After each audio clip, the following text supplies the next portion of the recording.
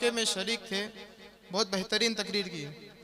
मैं इसके बाद दर्जे अरबी अव्वल के एक तालिब इल्म ज़िक्रुल्लाह किताबुल्लाह को दावत देना चाहता हूँ कि वो आए और कस्बे हलाल की फ़जीलत इस उन्वान पर तकरीर पेश करे। अभी जो मौसूफ़ तकरीर करके गए हैं उनके लिए मुफ्ती फ़ैसल साहब जामिया के उस्ताद की तरफ से कुछ रकम मौसूल हुई है और एक पैकेट भी है। उनसे गुजारिश है कि आकर अपना इनाम हासिल करें।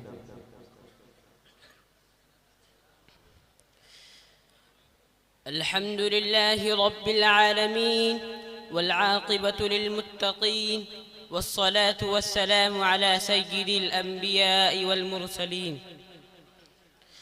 अम्मा बाद, कस्बे हलाल से मिलता है नूरे ईमान, कस्बे हलाल से मिलता है नूरे ईमान, यही है जन्नत का रास्ता, यही है पहचान।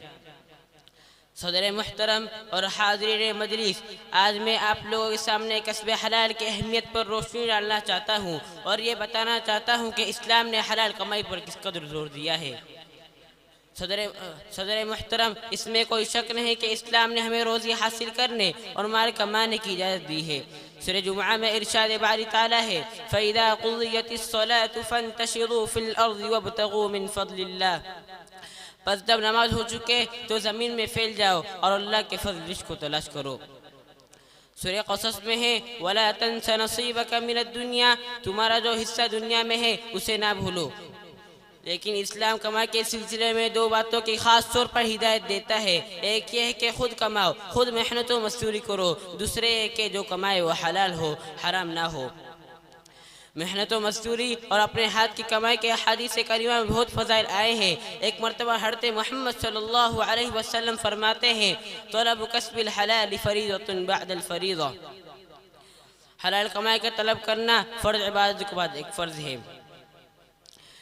मुहतरम दोस्तों, आज मैं आप लोग मेरे दोस्तों, मैं तो सिर्फ जलाल व हराम और कमाई के सवाब व आदाब के मुतालिक मुख्तसर से रोशनी डालने के लिए खड़ा हुआ हूँ। लेकिन ये बात बताना ज़रूरी समझता हूँ कि आजकल हमारे समाज और मुआशरे में एक हराम कमाई सूद का बहुत एहतिमाम हो चुका है। लोगों ने इसे मुख्तलिफ हीलों और मुख्तलिफ नामों से इसे करार दिया है। इस पर हमें फ़ौरन पाबंदी लगानी चाहिए। सूद बहुत बड़ा गुनाह है। अल्लाह ताला के नज़दीक सूद खोरों का बहुत बड़ा गुनाह है। सूरह बकरा में है, या अय्युहल्लज़ीना आमनुत्तक़ुल्लाह वज़रू मा बक़िय मिनर रिबा इन कुंतुम मुअमिनीन फ़इन लम तफ़अलू फ़अज़नू बिहर्बिन मिनल्लाहि व रसूलिही। ए ईमान वालो, अल्लाह से डरो और सूद का जो बकाया है उसे छोड़ दो। लेकिन अगर तुम मुमिन ना हो तो अल्लाह ताला और उसके रसूल सल्लल्लाहु अलैहि वसल्लम से जंग के लिए तैयार हो जाओ। यह है सूद खोरों के अंजाम, यानी उस कमाई के अंजाम जो अल्लाह ताला और उसके नज़दीक के हराम है। भला कौन है अल्लाह ताला और उसके रसूल सल्लल्लाहु अलैहि वसल्लम से जंग मोल लेकर पनप सके? इससे ज़्यादा ख़तरनाक बात और क्या हो सकती है कि अल्लाह ताला और उसके रसूल सल्लल्लाहु अलैहि वसल्लम से जंग मोल लेता है।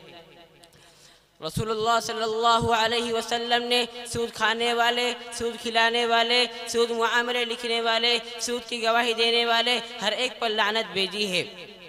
एक हदीस में है कि सूद का एक दिरहम खाना 36 मरतबा ज़िना करने के बराबर है।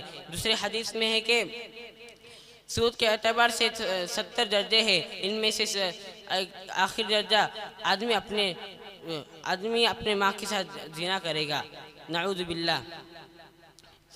मुहतरम दोस्तों, ये है सूद खोरों का अंजाम, यानी उस कमाई का अंजाम जो अल्लाह ताला और उसके रसूल सल्लल्लाहु अलैहि वसल्लम के नज़दीक हराम है। लिहाजा हम सबको सिर्फ दिल से इस्तिग़फ़ार करते हुए हर हराम कमाई से छोड़ देने चाहिए। अल्लाह ताला हमारे नीयतों में पुख्तगी और इरादों में इस्तेहकाम अता फरमाए, आमीन। ज़ाहिर में तिजारत है, हकीकत में जुआ है। ज़ाहिर में तिजारत है, हकीकत में जुआ है। ज़ाहिर में तिजारत है, हकीकत में जुआ है। सूद का 1 लाखों के ऊपर बरगे मुफादात है। इतनी कह के मैं अपनी तकरीर ख़त्म करता हूँ। व आखिरु दअवाना अल्हम्दुलिल्लाहि रब्बिल आलमीन।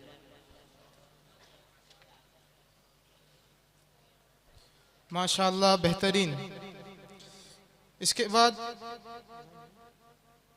इसके बाद मैं दावत खिताबत देता हूँ